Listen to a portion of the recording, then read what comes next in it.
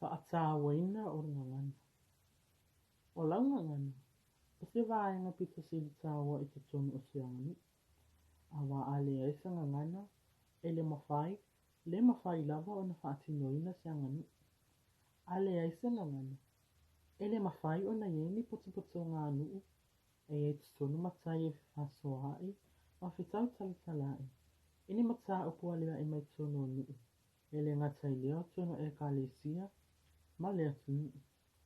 Ale ai fo isi ngangana, ele mawhai ona e whaabese tau po.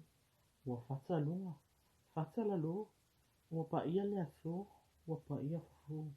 Ele mawhai fo i ona ususu, le aiuli, mawhai le folofolo sua, pe whaapea fo i le folofolo tona.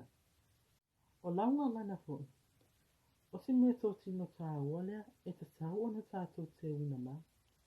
Awa a tātou whai malanga atu, e mawhai ona whaamatala i le launga ngana, ne tu ai ngā tangata e te sau mai ai. E mawhai ona whaamatala le ngana, o oe o le Samoa moni. E mawhai fo i ona whaamatala i le ngana, lawanga nuu, e whaalolonia, mautangia i te nii. E iei whai upo whaapea.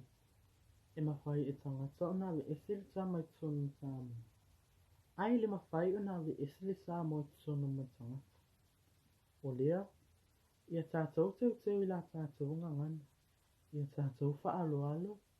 Ina ia o tangia mai ei pia. Si o tātou o tunu. Ia manu ia tele. Le alo atu ili vai asole ngangana Samoa. Ma le alo atu ili sisi ina o tanga vai o tātou o tunu. Soifua, ma imanuia.